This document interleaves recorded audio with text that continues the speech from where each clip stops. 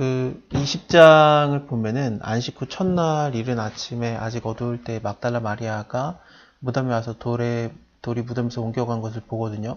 이 무덤이 이런 식으로 생겼는데 이스라엘 사람들은 무덤이라고 하면은 동굴의 형태예요. 근데 막아놓지는 않습니다. 원래는. 근데 예수님께서 그 죽었다 부활한다라는 그런 것을 많이 말씀하셨기 때문에 혹시라도 그 가져갈까봐 훔쳐가고 뭐 예수님이 살아났다라는 그런 소리가 들릴까봐 일부러 지키는 자도 갖다 놓고 막 그랬거든요. 그래서 그래서 이렇게 무덤에 지키는 자도 있고 그 다음에 돌로도 막아놨는데 무덤에 돌이 옮겨진 겁니다. 아마도 지진이었다라고 보는 견해도 많고 그런데 어쨌든 뭐 그렇습니다. 시몬 베드로와 예수의 사랑하시던 그 다른 제자, 예수의 사랑하시던 다른 제자는 당연히 요한인데 베드로도 달려와서 말하되 사람이 주의 무덤을 가져다가 어디에 두었는지 우리가 알지 못하겠다 하니 베드로와 그 요한이 나가서 무덤으로 갔는데 둘이 같이 달림질을 했는데 요한이 베드로보다 먼저 달려가서 무덤에 먼저 도착을 합니다. 베드로보다 요한이 더 빨리 간 건데 출발할 때는 같이 갔어요. 근데 도착은 요한이 먼저 했고 근데 무덤에 이르렀지만 들어가 보진 않았습니다. 대신에 5절에 굽으려서 세마포 놓인 것을 보았으나 들어가진 아니하였더라 그러는데 이 세마포가 놓여진 것을 봤다라는 것 자체가 뭐냐면은 그 예수님이 다시 살아났다는 것을 사실은 의미합니다. 이 세마포도 그렇고 그 다음에 7절을 보면은 또 머리에 쌌던 수건이 있었다라고 됐거든요. 수건은 세마포와 함께 있지 아니하고 다른 곳에 개켜져 있더라 그렇게 나옵니다. 요한복음 11장을 보면은 예수님께서 죽은 나사로를 살렸을 때 죽은 나사로라 나와라 그랬을 때 그가 그 죽은 자가 수족을 배로 동인 채로 나오는데 그 얼굴에 수건을 쌌더라 예수께서 가라사대 때 풀어 놓아 다니게 하라라고 했거든요. 그래서 이 수건이 풀러졌다는 것만 봐도 벌써 예수님이 부활해서 살아나셨다라는 것을 요한이 좀 직감적으로 알았던 것 같아요. 요한복음에서는 이 수건이라는 단어를 굳이 좀 사용하고 있습니다. 죽은 나사로와 이렇게 연관을 지어서 얘기를 하고 있는 겁니다. 그때야 무덤에 먼저 왔던 다른 제자도 들어가 보고 믿었더라. 일단 6절을 보면 베드로는 그냥 오자마자 무덤에 들어가 버리거든요. 요한은 안 들어갔었죠. 그리고 뭐 세마포라든지 뭐 수건 뭐 이런 거 보는데 베드로는 들어갔고 그제서야 요한도 따라 들어갔던 겁니다. 저희는 성경에 그가 죽은 자 가운데서 다시 살아나리라 하신 말씀을 아직까지는 알지 못했어요. 하나님 말씀을 이렇게 들어놓고 배워놓으면은 그것을 머릿속에 간직은 하지만 우리가 하나님 말씀을 깨닫게 되는 순간들이 있거든요. 일단은 다 알아놓는 게 좋아요. 들어놓고 알아놓고 읽어놓고 그러는 게 좋은 게 그게 언제 깨달아지고 그리고 그 말씀을 통해서 우리가 믿음에 굳게 설지 모르기 때문에 이게 참 중요한 것 같습니다. 이에 다른 두 제자가 자기의 집으로 돌아갔습니다. 마리아는 무덤 밖에 서서 울고 있더니 울면서 굽으려 무덤 속에 들어가 보니 흰 옷 입은 두 천사가 예수의 시체 누웠던 곳에 하나는 머리 하나는 발편에 앉아 있었습니다. 그래서 이 마리아는 천사를 보는 건데 근데 천사들이 얘기하는 거 여자여 어째서 우느냐 가로되 사람이 내 주를 가져다가 어디에 두었는지 알지 못합니다 라고 말하는 것 통해서 볼 때 아직까지 천사인지는 정확하게 알지 못하고 이 말을 하고 돌이켜 예수의 서신 것을 보나 예수인지는 깨닫지 못하고 예수께서 가라사대 여자여 어째서 울며 누구를 찾느냐 하시니 마리아는 그가 동산죽인 줄 알고 가로되 주여 당신이 옮겨갔거든 어디 두었는지 내게 이르소서 그러면 내가 데려가리이다 라고 말을 하고 있는 겁니다. 이제 예수님께서 나타나신 거예요. 예수님께서 나타나셔서 마리아야 라고 말을 해주십니다. 분명히 제자들도 왔어요. 그래서 무덤에 막 굽으려 들어가서 보고 막 그랬지 않습니까? 똑같은데 근데 그 제자들 베드로와 요한에게는 먼저 나타나지 아니하고 마리아에게 나타나서 굽으려서 있고 울고 있는 똑같은데 제자들과 근데 이 마리아에게는 나타나서 예수님께서 얘기를 해주시는 거죠. 천사의 말을 듣고도 아직까지 부활했다는 것을 실감하지 못하는 그런 마리아에게 예수님께서 직접 나타나서 왜 우느냐, 누구를 찾느냐라고 말하시는 겁니다. 예수님이 직접 마리아에게 나타나 주신 거는 일종의 여자에게 나타나 줬다라는 것이 좀 특이한 의미가 있는데 왜냐하면은 여자를 통해서 지금 복음이 전해지려고 하고 있다라는 것을 말해주고 싶어 하기 때문에 그래요. 복음이라는 게 물론 성경 전체를 다 복음이라고 볼 수 있어요. 예수님의 태어나시면서 죽은 때까지를 다 부활할 때까지 다 복음이 되는 거거든요. 그래서 마태복음, 복음이잖아요. 복음서. 그래서 복음이라는 거는 단지 우리가 예수 그리스도의 십자가를 믿으면은 구원받는다. 그거를 훨씬 넘어서는 예수님의 모든 사역과 모든 일생이 복음이고 예수님이 오실 거라고 소개가 됐던 많은 구약의 예언들도 다 복음이라고 볼 수 있거든요. 성경 자체가 전부 다 기쁜 소식, 즐거운 소식이고 행복한 소식인데 근데 특히나 예수님이 부활하셨다라는 참 좋은 소식 그것을 전해지게 하는데 예수님께서는 여자를 사용하시는 겁니다.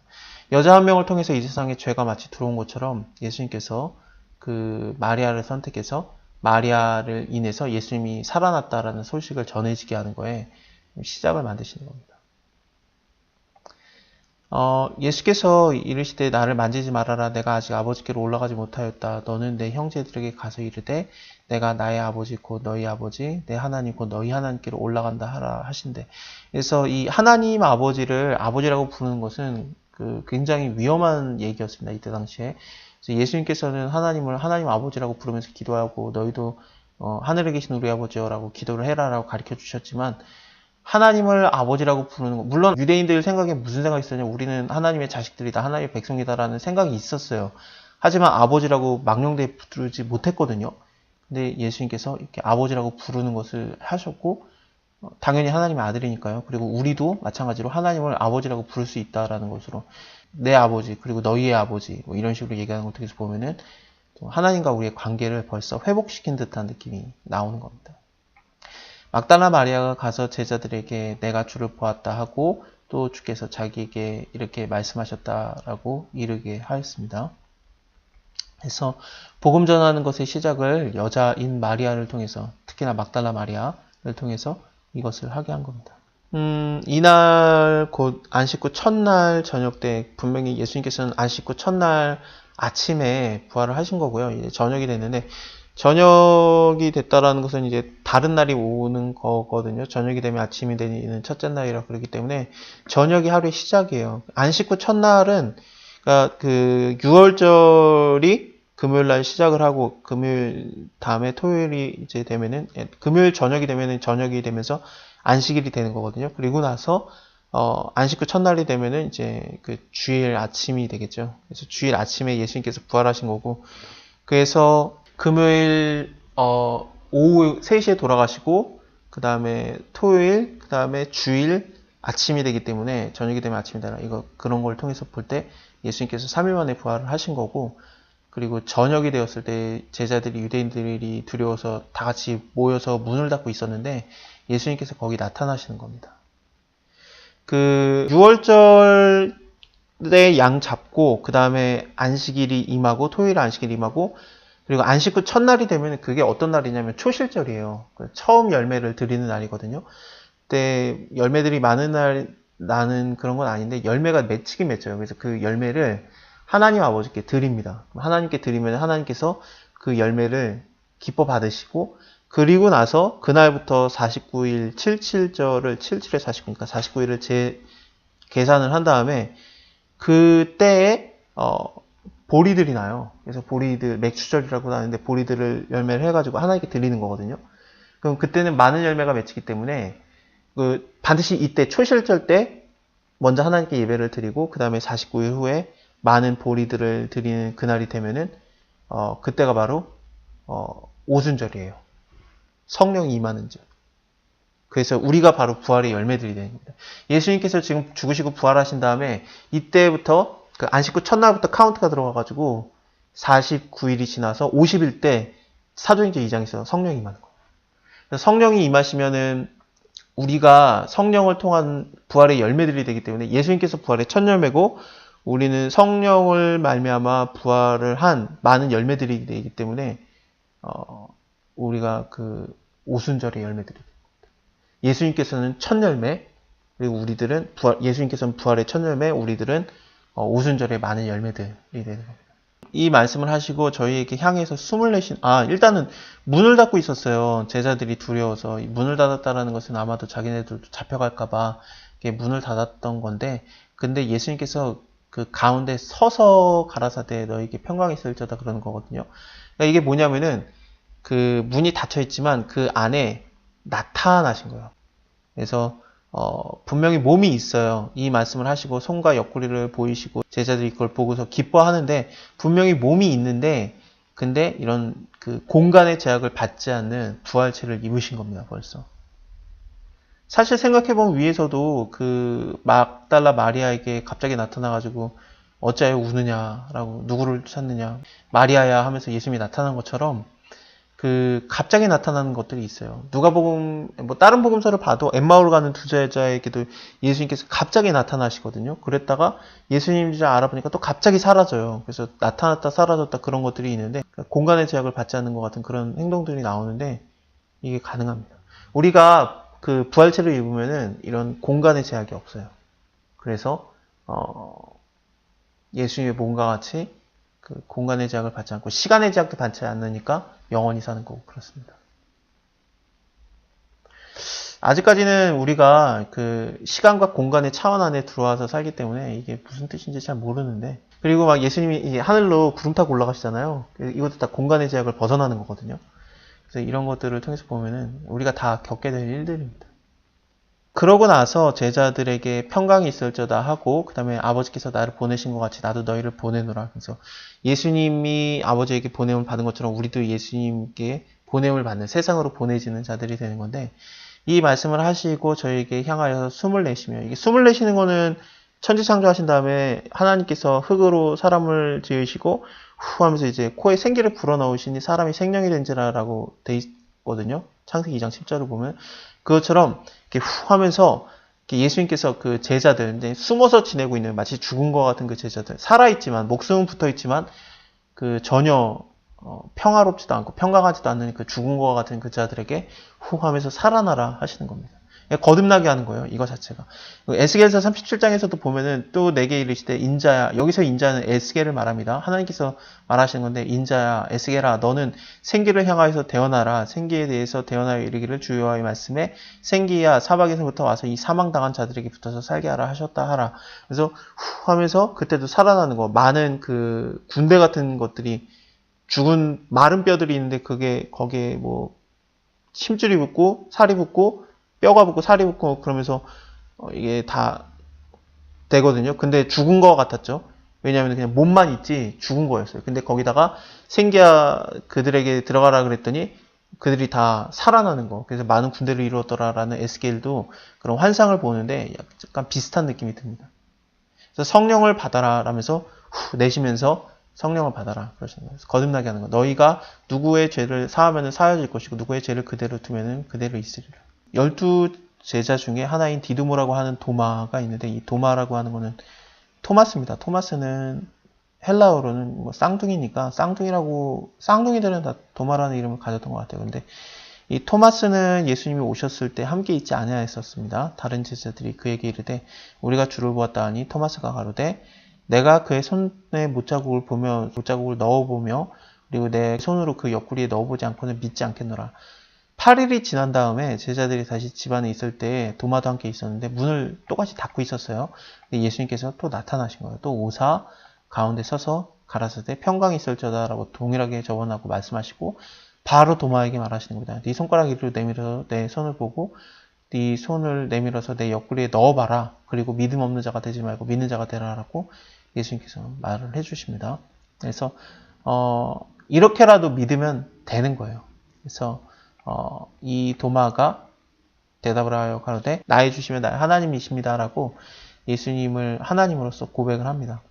예수께서 가라사대 너희는 나를 보고 믿느냐 보지 못하고 믿는 자들은 복되다. 우리가 되겠죠. 예수님을 보지 못하고 믿는 건데 예수님이 오셨을 때 수많은 사람들이 예수님을 받고 그랬지만 믿지 않는 자들이 많아요. 근데 우리는 지금 예수님을 실제로 눈으로 보는 건 아니죠. 하지만 보지 못하고 믿는 자들인데 참 복이 있는 겁니다. 봐도 안 믿는데 어떻게 안 보고 믿을까 싶은데 하나님의 은혜예요. 복된 겁니다. 예수께서 제자들 앞에서 이 책이 기록되지 아니한 다른 표정도 많이 행했습니다. 하지만 이것만 기록하면 이것들을 일종의 강조하면서 기록하는 것은 예수님이 하나님의 아들 그리스도임을 믿게 하려 함이고 또 너희로 믿고 그 이름을 힘입어서 생명을 얻게 하려 함이라. 생명을 얻는다라는 것은 단순히 뭐 목숨이 붙어 있다는 걸 얘기하는 건 아니었습니다. 제자들이 목숨이 붙어 있지만 문 닫고 있었던 것처럼 그런 두려움 상태를 얘기하는 게 살아있다라고 보지는 게 아니라 예수님의 부활을 믿고 우리도 이렇게 생명을 얻을 수 있구나, 거듭나는구나, 성령을 받는구나. 그것이 바로 예수 그리스도가 하나님의 아들이심을, 그리스도이심을 믿으면은 얻게 되는 생명입니다. 이 티베리우스 바다, 이게 디베리아 바다가 갈릴리 바다인데 거기 밑에 지역을 무덤이 많은 지역이 있어요. 그 갈릴리 바다 밑에 무덤이 많은 지역이 있는데 거기에다가 무덤이 많았었기 때문에 죽은 시체가 많았던 곳이기 때문에 사람들이 거기 안 살려고 그랬는데 거기를 개간을 합니다. 그리고 그곳에 도시를 만들고 그리고 그 호수 이름을 디베리아라고 만들면서 티베리우스라고 이름을 지으면서 이곳을 좀 수도처럼 만들어요. 티베리우스 황제가 있을 때 만들어진 도시입니다. 그래서 이제 황제한테 아부 떨려고 이렇게 된 거죠. 그래서 도시 만들고 이게 도시 이름은 티베리우스입니다. 그런 아부가 어디 있습니까? 그래서 이런 것들을 했는데 이 티베리우스 바다에 제자들에게 다시 한번 나타나시는 겁니다. 나타난 일이 이러하다. 시몬 베드로와 디드모라고 하는 도마와 디드모라고 하는 도마는 아까 그 나의 주여 나의 하나님이십니다라고 말했던 바로 위에서 그 일을 경험했던 도마입니다. 그래서 베드로랑 도마 그리고 뭐 갈릴리 가나 사람 나다나엘과 그리고 세베대의 아들들 다른 둘이 함께 있었는데 다른 제자 둘이 함께 있었는데 이런 자들이 함께 있다가 이제 뭘 해야 될지 모르겠는 거죠. 예수님께서는 죽으시고 부활하셨는데 우리는 뭐 할까? 우리 뭐 거듭났는데 뭐 할까? 모르겠으니까 나는 물고기나 잡으러 가야 되겠다. 베드로가 얘기했더니 다 같이 가자 그렇게 된 겁니다. 그래서 사실 요한은 맞는데 뭐 나머지들은 그렇게 뭐 어부들이었냐? 그건 좀 생각을 해봐야 되거든요. 어부가 아닌 사람들도 있는데 그냥 우리도 같이 가자 그러면서 배에 타서 물고기를 잡기 시작합니다. 근데 아무도 못 잡아요. 근데 날이 새어갈 때에 예수께서 바닷가에 서셨으나 제자들이 예수인 줄 알지 못했습니다. 예수께서 이르시되 얘들아 그러는데 얘들아는 그 파이리오나 해가지고 7살까지 5살에서 7살까지의 유아들을 말합니다. 이 유아들아 너희 고기가 있느냐 대답하되 없나이다 가라사대 그물을 배의 오른편에 던져라 그리하면 얻으리라 하신데 이에 던졌더니 고기가 많아서 그물을 들 수가 없는 거예요.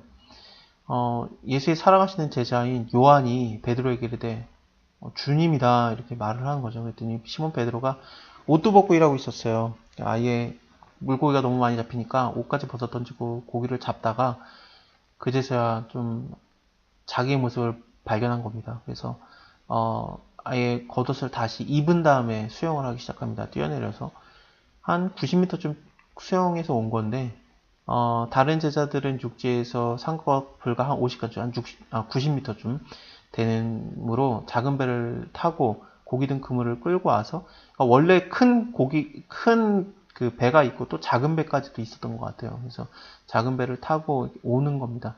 육지에 올라와서 봤더니 숯불이 있는데 숯불이 있었다라는 거는 시몬 베드로가 18장에서 예수님 부인할 때 숯불 앞에서 예수님 3번 부인하거든요. 근데 숯불이 있는 거예요. 그리고 그 위에 생선이 놓여져 있고 떡도 있었습니다. 생선과 떡이 있다라는 것은 당연히 생선과 떡을 이때 당시에 자주 먹는 거였지만 요한복음 6장을 보면은 그 오병이의 기적 때 생선과 떡이었거든요.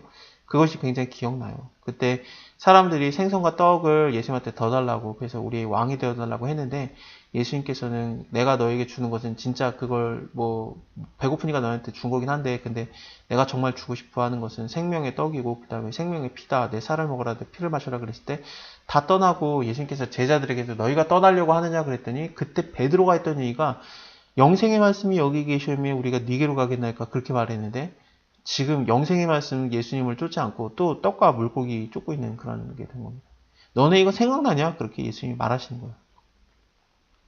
예수께서 가라사대 지금 잡은 생선 좀 가져오라 라고 말하니까 베드로가 올라가서 생선만 좀 가져오면 되는데 근데 배가 도착했잖아요. 그래서 자기는 또 어부 출신이고 또 물고기가 많이 잡혀있는 게 보이니까 또 그 그물을 육지에 끌어내리는 것을 자기가 올라가서 직접 합니다. 예수님이 기다리고 있는데 그리고 생선과 떡도 있는데 그리고 예수님을 베드로가 처음 만났을 때 물고기 못 잡고 있다가 물고기 왕창 잡았던 것도 똑같이 기억이 나는데 예수님을 만나기 전의 모습으로 똑같이 또 돌아가 있는 상태인데 근데 지금 더 기다리게 하는 거예요. 아예 베드로가 또 물고기 잔뜩 잡아 끌어올리는 겁니다. 그물을. 가득 찬 그 큰 고기가 153마리였습니다. 이렇게 많았는데 그물이 끊어지지 않았습니다. 153마리는 그 구약에서 볼 때는 많은 물고기가 되면서 그 에스겔서의 모습이 굉장히 그려집니다. 성전에서 흘러나오는 물이 가는 곳마다 다 살리고 사해바다에서도 많은 물고기가 잡혔다 그러는데 많은 물고기 153마리 마찬가지 단어들입니다. 예수께서 가라사대 와서 좀 조반을 먹어라 아침 먹어라 하니 제자들이 주님인 줄 아는 거로 당신이 누구냐고 감히 묻는 자가 없었습니다.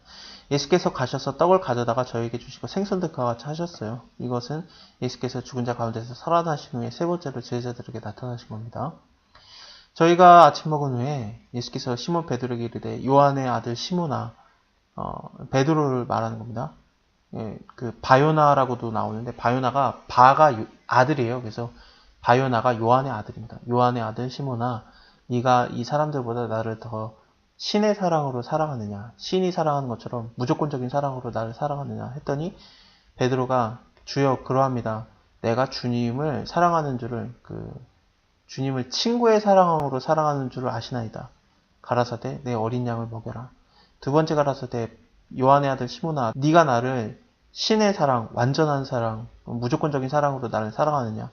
가로되 주여 그렇습니다. 내가 당신을 친구의 사랑으로 사랑하는 줄 아시나이다. 가라사대 내 양을 치라. 세 번째 가라사대 요한의 아들 시몬아, 그러면 네가 나를 친구의 사랑으로 나를 사랑하느냐. 주께서 세 번째 네가 나를 친구의 사랑하느냐라고 물어보시는 거로 베드로가 근심하여 가로되 주여 모든 것을 아시오매 내가 친구의 사랑으로 당신을 사랑하는 줄을 아십니다. 예수께서 가라사대 내 양을 먹여라. 친구의 사랑으로만 사랑해도 돼요. 친구의 사랑으로만 사랑해도 요한복음에서 친구를 위해서 목숨을 버리는 것보다 더 큰 사랑이 없나니라고 나오거든요. 그래서 친구의 사랑으로만 사랑해도 목숨을 버려요. 그래서 네가 나를 친구의 사랑으로 사랑하느냐? 그렇습니다. 내가 친구의 사랑으로 사랑합니다. 그랬더니 그러면은 너가 나를 위해서 죽을 수 있다. 내가 진실로 진실로 너에게 이르노니 네가 젊어서는 네가 원하는 대로 그 허리띠를 띠고 원하는 곳으로 다니겠지만 늙어서는 너의 팔을 벌리리니 남이 너에게 띠띠우고 원하지 않는 곳으로 데려가리라. 이 말씀하시면 베드로가 어떠한 죽음으로 하나님께 영광을 돌릴 것을 가리킵니다. 이 말씀을 하시고 베드로에게 이르되 나를 따르라 라고 말하십니다. 그래서 친구의 사랑으로 사랑한다라고 고백을 했더니 그러면 네가 젊어서는 원하는 대로 다니겠지만 늙어서는 네 두 팔을 벌리고 친구의 사랑으로 죽을 것이다 라고 얘기하신 거예요. 베드로가 실제로 십자가에 거꾸로 못 박혀 죽죠. 그래서 이 순교에 대해서 예수님이 미리 예언을 하신 건데 베드로가 돌이켜서 그러니까 자기는 죽는다는 얘기를 하니까 예수님께서 얘기를 해주시니까 베드로가 돌이켜서 예수의 사랑하시는 요한을 보면서 이 자는 어떻게 됩니까? 라고 물어봅니다. 그랬더니 예수님께서 한 말이 내가 올 때까지 그를 머물게 할지라도 너랑 무슨 상관이냐? 넌 나를 따르라. 이게 소문이 잘못 돌아요. 그래서 이 말씀이 형제들에게 나가서 이 제자는 그러니까 요한은 죽지 아니한다라고 분명히 예수님이 말했다. 예수님이 재림할 때까지 요한은 절대 안 죽는다라고 소문이 돌아요. 또 가뜩이나 요한은 98살까지인가 99살까지가 살아요. 그래서 절대 안 죽는다라고 소문이 도는데 그렇지 않고 예수님께서 이 말을 한 거는 내가 올 때까지 요한을 머무게 둘지라도 너랑 무슨 상관이냐라고 한 거지 안 죽는다라고 말한 게 아니다라고 이게 정확하게 얘기를 해줍니다. 이 일을 증거하고 이 일을 기록한 제자가 이 사람이라 우리는 그의 증거가 참이지 않으라. 요한의 얘기입니다. 예수께서 행한 일이 이에도 많으니 만일에 낱낱이 기록하면은 이 세상이라도 그 기록된 책을 두기에 부족할 줄 아노라. 그래서 예수님이 죽으시고 부활하신 다음에 부활 후의 일들이 이렇게 기록이 됐습니다. 요한복음을 통해서는 이 정도 보면 될 것 같고요. 그 다음에 고린도전서를 같이 보면 좋을 것 같은데 고린도전서는 성경이 형용된 성경이었기 때문에 고린도전서 15장을 보면은 이게 우리가 만약에 부활이 없으면은 너무 불쌍한 거 아니냐라는 얘기인데 예수 믿으면 좋은 게 뭐냐. 우리가 예수 믿어서 하나님 믿어서 하나님이 우리랑 안 믿는 사람이랑 다르게 대하는 게 증거가 좀 드러나야 되는 거 아니야. 여러 가지 증거가 드러나긴 해요. 하지만 그건 몇몇 경우고 대부분에 보면은 교회 믿는 사람이든 안 믿는 사람이든 똑같이 죽는 경우가 많죠. 괴로움도 많이 당하고 뭐 사기도 당하고 그런 거 어떻게 하냐. 왜 하나님이 안 보호하시냐. 그러는 고민들이 있는데, 그거에 대해서 이제 고린도전서 15장에서 얘기하는 게, 부활이 있기 때문에 이게 괜찮은 거다라고 얘기가 나오는 거거든요. 형제들아, 내가 너에게 전한 복음을 너희로 알게 하려 한다. 그래서 복음이 도대체 뭐냐? 바울이 전하는 복음은 이것은 너희가 받는 것이고 너희 가운데 선 것이다. 너희가 만일에 나의 전한 그 말을 굳게 지키고 헛되이 믿지 아니하면은, 복음을 제대로 믿고 있다면은 이것으로 말미암아 구원은 얻으리라. 그러니까 예수님 믿으면은 구원을 얻는다 그 말인데, 복음을 전했으니까요. 그 복음에서 가장 그 중요하다고 생각하는 게 뭐냐면은, 내가 받은 것을 먼저 너희에게 전하노니, 그러니까 바울이 먼저 깨달았던 건데, 듣고 중요한 게 아니라 깨달아야 되겠죠. 그 다음에 깨달는 게 중요한 건데, 이는 성경대로 그리스도께서 우리 죄를 위해서 죽으시고 장사되었다가, 그 다음에 성경대로 사흘 만에 살아나사 게바에게 보이시고, 게바는 베드로입니다. 그래서 우리가 방금 봤던 요한복음 20장, 21장의 얘기잖아요. 그래서 그 죽으시고, 그 다음에 성경대로 장사되고, 그 다음에 성경대로 3일 만에 살아나시고, 베드로에게 보이시고, 그 후에 12제자에게와 그 후에 500여 성도에게 일시에 보이셨나니, 이 중에 지금까지 여러 명이나 살아있고, 어떤 이는 잠들었으며, 그 후에 야고보에게 보이셨으며, 그 후에도 모든 사도에게와 맨 나중된 만삭되지 못해서 난자 같은 내게도 바울에게도 보이셨느니라. 나는 사도 중에 지극히 작은 자라. 내가 하나님의 교회를 핍박하였으므로 사도라 칭함을 받게 감당치 못할 자로다. 그래서 그 사도 바울이 그 예수님을 믿는 자들을 굉장히 좀 핍박을 했었기 때문에 거의 찢어 죽이려고 했던 거거든요. 사도행전을 보면은 그 맹수가 찢어 죽이다라는 단어로 하면서 그 핍박이라는 단어로 사용이 됐었는데, 그렇게 했던 잔데 하나님이 나를 불러주신 거다. 그래서 나는 사도라고 이름을 받기도 감당치 못하겠지만, 어쨌든 그러나 내가 나 된 것은 하나님의 은혜로 된 것이니, 내가 잘해서 된 것도 아니고 하나님의 은혜로 된 것이니 내게 주신 그의 은혜가 헛되지 아니하여 내가 모든 사도들보다 더 많이 수고하였으나 내가 한 게 아니다. 오직 나와 함께 하신 하나님의 은혜다. 그러므로 내가 나나 저희나 이와 같이 전하며 너희도 이같이 믿었느니라. 그리스도께서 죽은 자 가운데서 다시 살아나셨다 전파되었거늘 너희 중에 어떤 이들이 어찌해서 죽은 자 가운데서 부활이 없다 하느냐. 부활이 없는데 이 땅에서나 잘 살고 하나님께 뭐 복 받으면 됐지 뭐 그럴 거 있느냐라고 말하는 자들이 자꾸 생겨나는 거예요. 부활이 뭐 그게 진짜 있는지 없는지도 모르고 죽어봐야 하는 거고, 어쨌든 이 땅에서 잘 살아야 되는 거 아니냐라고 말하는 자들이 있는데, 부활이 왜 없냐? 만일에 죽은 자의 부활이 없다면 그리스도도 다시 살아나지 못하였으리라. 예수님께서 3일 만에 다시 살아난 것처럼 우리도 다시 살아나는 거거든요. 그래서 그리스도께서 만일에 다시 살아나지 못하였으면 우리의 전하는 복음이 다 헛것이고, 또 너희의 믿음도 헛것이며, 또 우리가 하나님의 거짓 증인으로 발견되리니 우리가 하나님이 그리스도를 다시 살려놨다고 증거함이라. 우리가 이렇게 그리스도가 다시 살아났다고 말하고 다녔는데, 만약에 부활이 없다면 우리가 하나님 앞에 거짓 증인이다. 거짓 증인은 돌맞아 죽게 되어 있습니다. 만일에 죽은 자가 다시 사는 것이 없으면 그리스도께서 다시 사는 것이 없을 터이요. 그리스도께서 다시 사신 것이 없으면 너희의 믿음도 헛것이고 너희가 여전히 죄 가운데 있을 것이고, 그래서 죄에서 떠나는 것이 곧 또 다시 사는 것입니다. 또한 그리스도 안에서 잠자는 자도 망하였으리니 만일에 그리스도 안에서 우리가 바라는 것이 다만 이 생뿐이면 이 땅에서 사는 것이 그리스도 안에서 우리가 받을 수 있는 유일한 희망이다. 그러면 모든 사람 가운데서 우리가 더욱 불쌍한 자다. 그렇습니다. 우리가 부활이 없으면 이 세상에서 제일 불쌍해요. 부활이 없으면 뭐하라 예수님 열심히 믿습니까? 그냥 이 좋은 날 놀러 다니고 죄 짓고 안 걸리면 그만이지. 그렇잖아요. 그래서 뭐하라 하나님의 마음을 품고 불쌍한 자를 돕습니까? 내가 나를 돕는 게 더 좋은 거지. 그렇게 생각을 하게 되는 거죠. 그게 낫지 오히려. 만약에 다음 세상이 없으면은 너무 불쌍하다 우리가.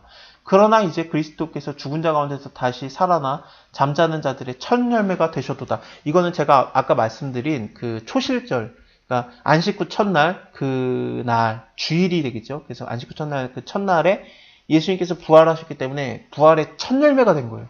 부활의 첫 열매가 되셨도다. 사망이 사람으로 말미암았나니 죽은 자의 부활로 사람으로 말미암는도다. 아담 안에서 모든 사람이 죽은 것 같이, 아담 한 명 때문에 모두가 다 죽은 자가 된 것 같이 그리스도 안에 있는 모든 사람의 삶을 얻느니라. 예수 그리스도를 믿으면은 예수 그리스도의 부활로 말미암아 모든 자들이 다 살아나는 거예요. 그러나 각각 자기 차례대로 되리니 먼저는 첫 열매인 그리스도요. 예수님께서 먼저 됐죠. 그 다음에는 그리스도의 강림하실 때 그에게 붙은 자요. 우리들이 되겠습니다. 그 후에는 나중이니 저가 모든 정사와 모든 권세와 모든 능력을 멸하시고 나라를 아버지 하나님께 바칠 때라. 그래서 심판주 예수 그리스도로 오실 때 아버지 하나님께 이 모든 것을 바칠 때 이런 일이 일어난다라는 얘기입니다. 저가 모든 원수를 그 발 아래 둘 때까지 불갑을 왕노릇 하리니 맨 나중에 멸망받는 원수는 사망이라. 만물을 저 아래 두셨다 하셨으니 만물을 아래 둔다 하는 말씀을 하실 때 만물을 저 아래 두시니가 그 중에 들지 않은 것이 분명하도다. 이게 뭔 소리냐면은 시편 8편에 여호와 우리 주여 주의 이름이 온 땅이 어찌 그리 아름다운지요. 시편 8편에 여호와 우리 주여 주의 이름이 온 땅이 어찌 그리 아름다운지요. 주의 영광 하늘에 두셨나이다. 주의 대적을 인해서 젖먹이 입으로 말미암아 권능을 세우시며 원수와 보수자로 잠잠케 하려 함이라. 주의 손가락으로 만드신 주의 하늘과 베풀어 주신 달과 별을 내가 보니 사람이 올 시간대 주께서 저를. 그리고 나서 주의 손으로 만드신 것을 다스리게 하시고 만물을 발 아래 두셨으니 라고 나와요. 이것을 인용한 거예요. 그래서 이 손가락으로 만드신 것을 주시고 만물을 저의 발 아래 두셨다 하셨으니 만물을 두신 거 말씀하실 때 만물을 저희 발 아래 두신 이가 만물을 저희 발 아래 두신 이가 그 중에 들지 않은 것이 분명하다. 그래서 하나님은 예수님은 그 피조물 안에 들지 않아요. 그래서 그 위에 올라선 이입니다. 만물을 저에게 복종하게 하신 때에 아들 자신도 그때 만물을 복종케 하리니 이는 하나님이 만유의 주로서 만유 안에 계시려 하려 합니다.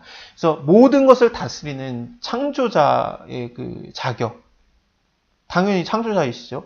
근데 이 만물을 다스리라고 하나님께서 그 권한을 주셨는데 아담이 뺏겼는데 그 권세까지도 예수님이 다시 뺏어온 거예요. 그 안 뺏어와도 물론 예수님은 하나님의 아들이기 때문에 온 세상을 다스리는 자입니다. 근데 아담이 뺏겼던 것도 다시 뺏어온 거예요. 그래서 모든 것을 다시 다스리는 그 하나님, 권세, 능력, 그걸 얘기하고 있는 겁니다. 이것을 우리에게 다시 줘요. 우리가 부활을 입으면은 하나님께서 너희가 10골 다스릴 권세를 주겠다. 5골 다스릴 권세를 주겠다. 이런 말이 왜냐하면 이것 때문에 그렇습니다. 우리가 이 권세를 다시 받아요.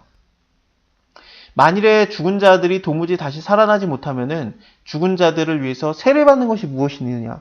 어찌해서 저희를 위해서 세례를 받느냐? 어찌해서 우리가 때마다 위협을 무릅쓰리요? 세례를 받는다는 건 뭐냐면은 이제 물속에 들어갔다 나왔다, 혹은 물을 위에다 끼얹거나 뿌리는 거 행위를 하는 건데 침낸지 아니면 뿌리는 건지는 정확하지 않습니다만 이게 뭐냐면은 고린도전서의 내용을 보면 10장에서의 내용이 나오는데 홍해바다 건너온 것이 구름기둥 밑에 지나간 것이 바로 세례받은 거예요. 그래서 하나님과 동행하면서 예수님 믿고 그러는 것이 바로 세례받는 겁니다. 죽었다 살아나는 거, 거듭남. 형제들아, 내가 그리스도 예수 우리 주 안에서 가진 바 너희에게 대한 나의 자랑을 두고 단언하노니 나는 날마다 죽노라. 그래서 내가 이렇게 죽는 거다. 내가 범인처럼 에베소에서 맹수로 더불어 싸웠으면 내게 무슨 유익이 있겠느냐. 범인이라는 건 뭐 평범한 사람을 되겠죠. 그래서 뭐 그렇게 싸웠으면 무슨 유익이 있겠느냐. 내가 안 싸우고 내가 죽었다. 죽은 자가 다시 살아나지 못할 것이면 내일 죽을 터이요. 먹고 마시리라 하리라. 하지만 속지 말아라. 악한 동무들은 선한 행실을 더럽히다니 깨어서 의를 행하고 죄를 짓지 말라. 하나님을 알지 못한 자가 있기로 내가 너희를 부끄럽게 하기 위해서 말하노라. 누가 묻기를 죽은 자들이 어떻게 다시 살아나느냐, 어떤 몸으로 오리랴 하리니 어리석은 자여, 너희 뿌리는 씨가 죽지 아니하면 살아나지 못하겠고 너희 뿌리는 것은 장래의 형체를 뿌리는 것이 아니다. 다만 밀이나 다른 형태의 알갱이 뿐이로되 하나님이 그 뜻대로 저에게 형체를 주시되 각 종자에게 그 형체를 주시리니 육체는 다 같이 육체가 아니니 하나는 사람의 육체고 하나는 짐승의 육체고 하나는 새의 육체요 하나는 물고기의 육체라. 하늘에 있는 형체도 있고 땅에 있는 형체도 있고 하늘에 속한 자는 영광이 따로 있고 땅에 속한 자의 영광도 따로 있으니 해의 영광도 다르며 달의 영광도 다르며 별의 영광도 다르고 다른데 별과 별의 영광도 다르도다. 이게 뭔 소리냐면은 시편 8편에 만물을 그 발 안에 두셨다. 여기까지 봤죠? 그 뒤에 뭐가 나오냐면 모든 우양과 들짐승이며 공중의 새와 바다의 어족과 해로에 다니는 것입니다. 라고 나오거든요. 새, 그리고 바다, 이런 것들이 나오는데 여기서도 마찬가지로 하나는 사람의 육체, 하나는 짐승의 육체, 하나는 새의 육체, 하나는 물고기의 육체, 이런 식으로 나오는 거예요. 이 모든 세상의 모든 것들을 다스리는 존재로서 영광을 받는다라는 얘기를 다시 하고 있는 겁니다. 죽은 자의 부활도 이와 같으니 썩을 것으로 심고 썩지 아니할 것으로 다시 살며 욕된 것으로 심고 영광스러운 것으로 다시 살며. 이게 그 죽은 자의 부활도 이와 같으니 썩은 것을 심었더니 썩지 않는 것이 나는 거예요.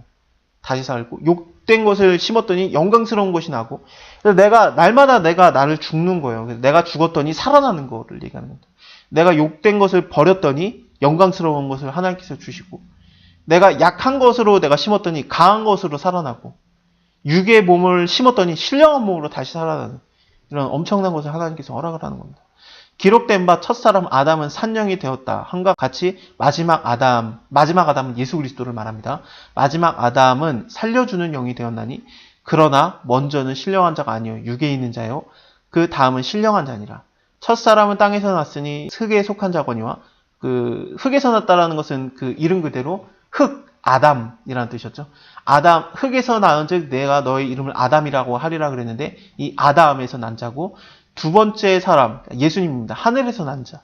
흙에서 속한 자는 흙에 속한 자와 같고, 하늘에 속한 자는 저 하늘에 속한 자와 같으니, 우리가 흙에 속한 자의 형상을 입은 것 같이 또한 하늘에 속한 형상을 입으리라. 우리가 아담의 형상을 입고 있지만 이것처럼 하나님 예수 그리스도, 하늘에서 난 자인 예수 그리스도를 통해서 우리도 똑같이 하늘에 속한 자의 형상 입게 될 것이다. 형제들아, 내가 이것을 말하노니 혈과 육은 하나님 나라를 유혹으로 받을 수 없고 또한 썩은 것은 썩지 않은 것으로 유혹을 받지 못하니라. 보라, 내가 너희에게 비밀을 말하노니 마지막 나팔 때 순식간에 홀연히 다 변화하리라. 그래서 우리가 지금 육체를 갖고 있지만 나팔 소리가 나면 죽은 자들이 썩지 아니할 것으로 다시 살고 우리도 변화하리라. 그래서 다 같이 그 썩지 아니하는 것으로 일어나는 겁니다. 이 썩을 것은 불과 불 썩지 않을 것을 입겠고 이 죽을 것이 죽지 아니함을 입으리로다. 이 썩을 것이 썩지 아니함을 입고 이 죽을 것이 죽지 아니함을 입을 때에는 사망이 이김에 삼킨 바 되리라고 기록된 말씀이 응하리라. 사망아, 너희 이기는 것이 어디 있느냐? 사망아, 너희 쏘는 것이 어디 있느냐? 사망이 쏘는 것은 죄요, 죄의 권능은 율법이라.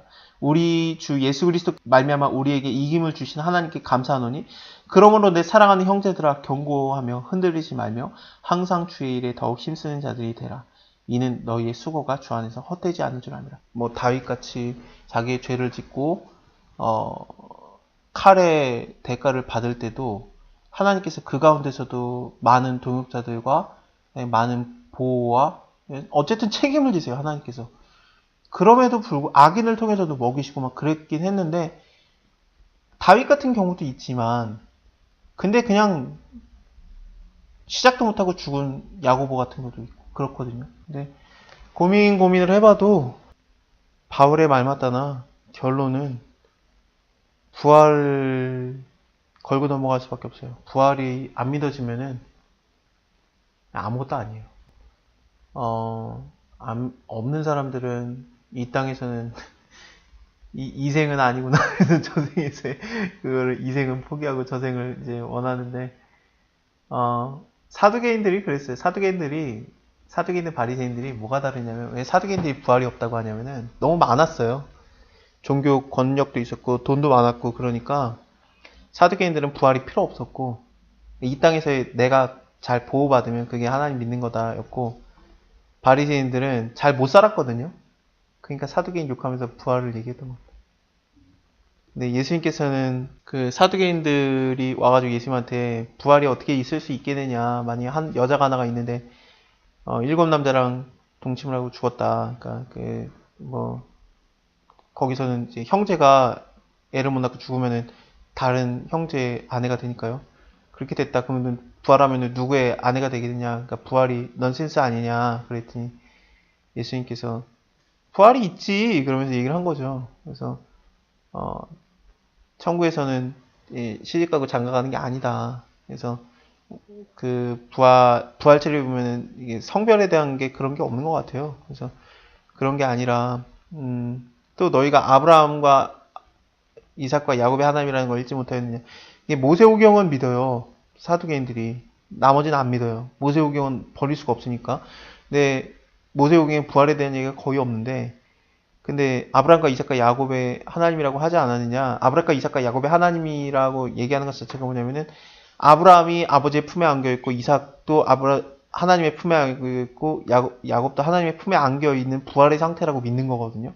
그러니까 너네가 말하는 나는 아브라함의 하나님이고 이삭의 하나님이다, 야곱의 하나님이다라는 것을 읽지 못했느냐. 그게 뭐냐면은 니네가 아브라함과 이삭과 야곱은 부활해서 하나님의 품에 지금 안겨 있다고 믿고 있잖아. 근데 왜 부활이 없다라고 생각하냐? 그랬더니 충격을 먹는 거죠. 그랬더니 바리새인들이 와요. 그래서 바리새인들이 와가지고 사두개인들한테 꼼짝 못하겠다라는 얘기를 듣고 나서 너 알고 봤더니 우리 편이구나. 그러면서 이제 예수님한테 와가지고 그러는 거예요. 그래서 부활에 대한 것을 증명을 해냈으니까 사두개인들을 꼼짝 못하겠으니까. 그러니까 근데 예수님께서 서기관과 바리새인들도 까죠.